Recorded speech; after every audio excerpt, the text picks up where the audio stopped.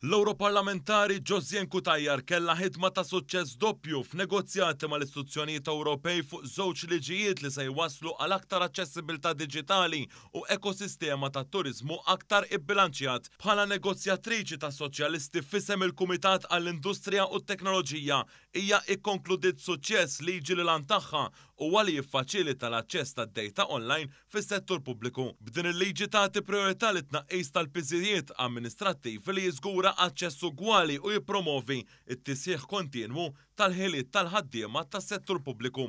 Cutajar tazzem importanti biex intlaq ftehim dwar ir-regolament dwar il-kirjiet għal żmien qasir bħala n-negozjatriċi ewlenija f'isem il-Kumitat għat-Trasport u t-Turiżmu mexxiet il-qudiem għal qafas regolatorju u taqsim ta' informazzjoni u dejta li se jinbisħiħ biex ikollna ekosistema ta' turiżmu aktar trasparenti u sostenibbli. Dan se jkun ta' benefiċċju għall-awtoritajiet sidin li jikru il-proprjetà tagħhom għal żmien qasir, pjattaformi online, lukandiera, turisti u l-komunitajiet. Ġew innegozjati b'suċċess il-proċess ta' reġistrazzjoni aktar faċli u bi spejjeż minimi għal dawk li jikru il-proprjetà tagħhom flimkien ma' protezzjoni akbar biex jiġu identifikati proprjetajiet offruti għal kiri b'mod illegali.